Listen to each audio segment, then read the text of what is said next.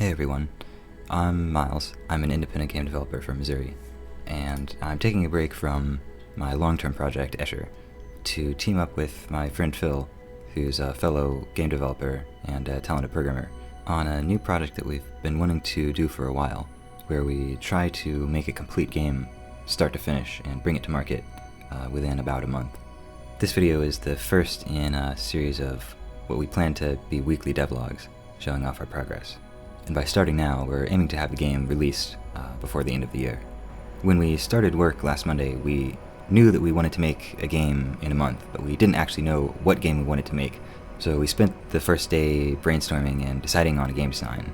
We decided to revive this old prototype that I made in 48 hours for the Game Maker's Toolkit Game Jam all the way back in 2017 called Lance. So to give some context, I'll first show off this original gameplay prototype, and then I'll show off the progress that we've made in the first week and explain what we hope to do in the following month. So in Lance, you play as a knight, and your primary weapon, this big unwieldy lance, is also your primary mode of transportation. You use it to launch yourself around the level, as well as to stab enemies and deflect their arrows.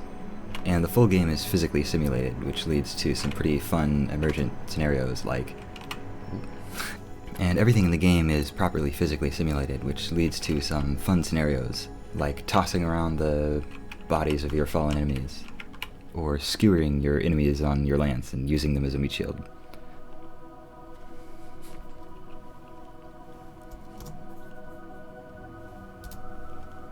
The original demo was written in Java, which is a language that I've fallen out of love with over the years, to say the least, and the code is quite old anyways, so we decided to go ahead and rewrite it in C++.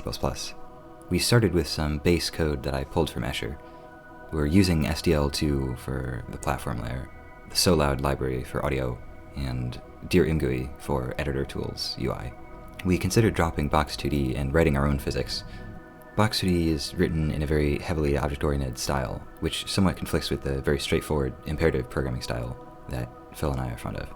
And there are some ways in which Box2D does things that are arguably suboptimal for the kind of game that we're trying to make.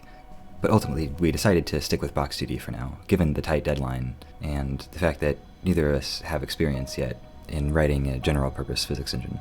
So far, it seems like a good decision, and a lot of the problems that we were having went away by just dramatically decreasing the time step of the physics sim from 60 ticks per second to more like 240.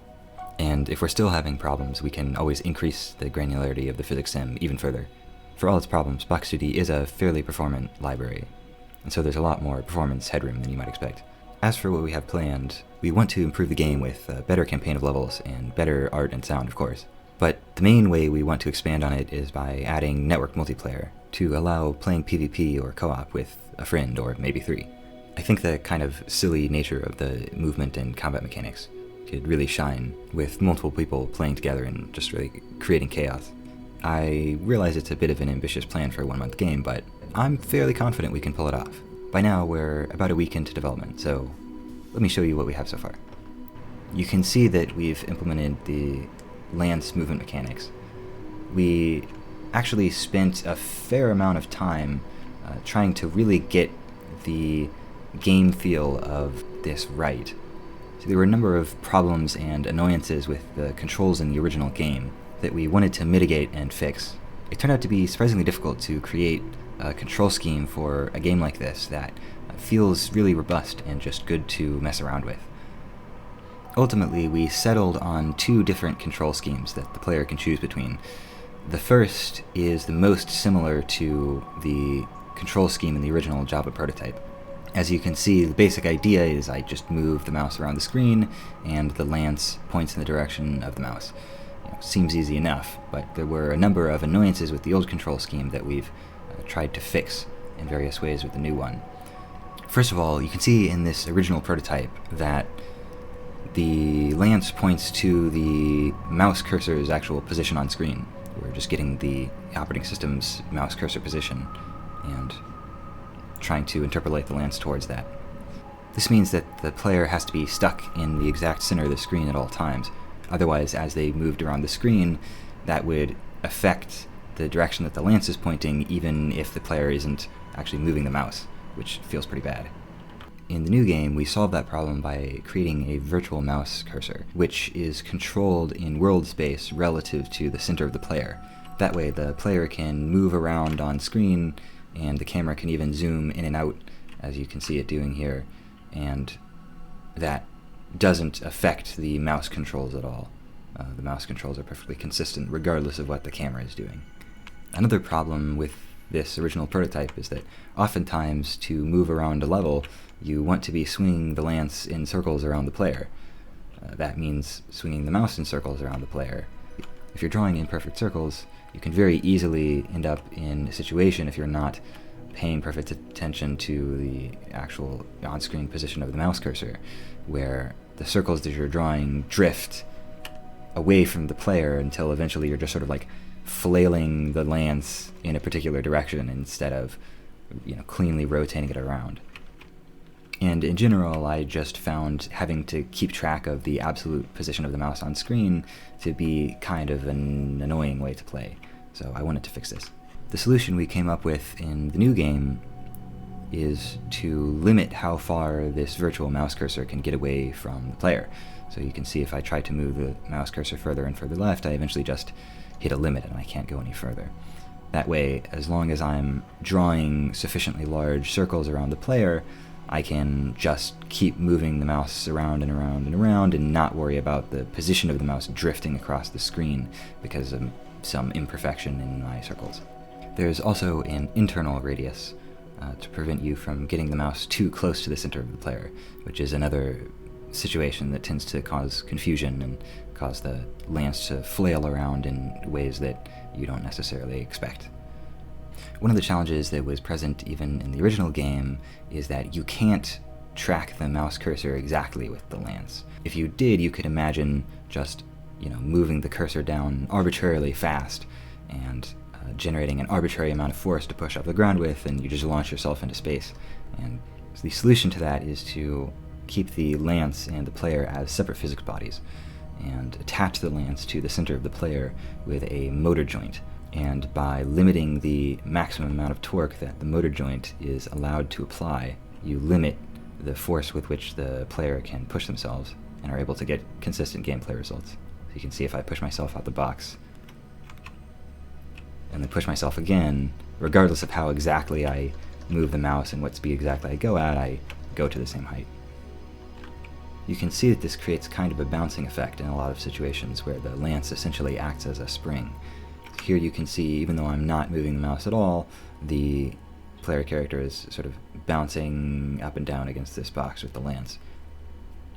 This is probably fine for gameplay, but we wanted to see if we could eliminate or at least reduce the sort of bouncy nature of the controls. And that's where this second control scheme comes in.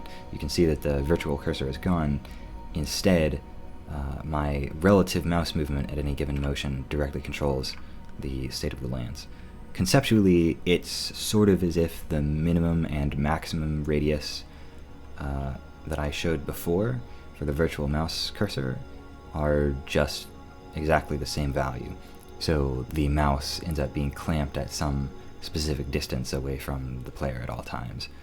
That on its own is simple enough, but the interesting consequence of this sort of more relative mouse movement is that there's no longer a virtual cursor that you need to always exactly match the sort of target angle of the lance to. This means that instead of just always trying to match the angle of the lance to the angle of the mouse cursor, you can also now actually move the angle of the mouse cursor towards the current angle of the lance over time. The end result of this is that rather than simply being able to put the mouse cursor below the player and have the player, go through the full motion to launch themselves up, you instead have to sort of follow through on the motion by continuously pushing down on the ground as long as the ground is pushing back on you. It's kind of hard to describe exactly how this feels in practice. I'm not sure if I'm able to really show it visually, but it's a really kind of interesting feeling, and it does eliminate a significant amount of the sort of bounciness of the controls, depending on the sort of damping factor that you use for this. In the end, the control schemes that we ultimately came up with are fairly simple, and I'm pretty happy with that. But it was surprisingly difficult to implement these in a way that not only accomplished the gameplay goals that we wanted and, felt good to mess around with as a player, but also were, physically consistent and frame rate independent. In particular, handling mouse motion in a frame rate independent way is surprisingly tricky. There's actually a huge number of different factors that you have to take into account that, taken together, make it arguably not even totally possible to have truly frame rate independent mouse movement, although you can get pretty close. There's the frame rate of the game, of course. There's also the tick rate, that is, how many physics ticks you perform per second, or per frame at any given frame rate. And that's true for anything that you're trying to make frame rate independent. But for mouse movement specifically, there's also several other factors thrown into the mix. There's the USB polling rate of the mouse, that is how often the mouse actually reports its current position to the computer. For example, on my desk right now I have one that polls at 125 hertz and another that polls at 1000. Then there's how often the application asks the operating system for input events. For example, you can ask every frame, you can ask every physics tick, and there's pros and cons to doing either. There's also some amount of quantization that's necessarily involved in mouse motion. First of all, the mouse itself can, only report its position with a certain degree of accuracy.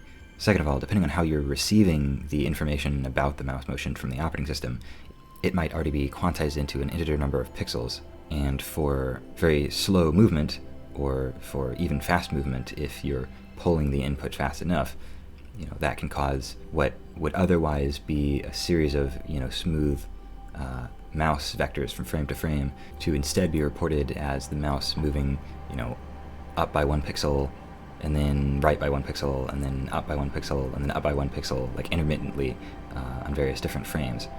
And so, for example, if you use the direction of the mouse movement on any given frame, you'll get this sort of weirdly jittery result where the mouse, instead of appearing to move at an angle, appears to only be moving in cardinal directions.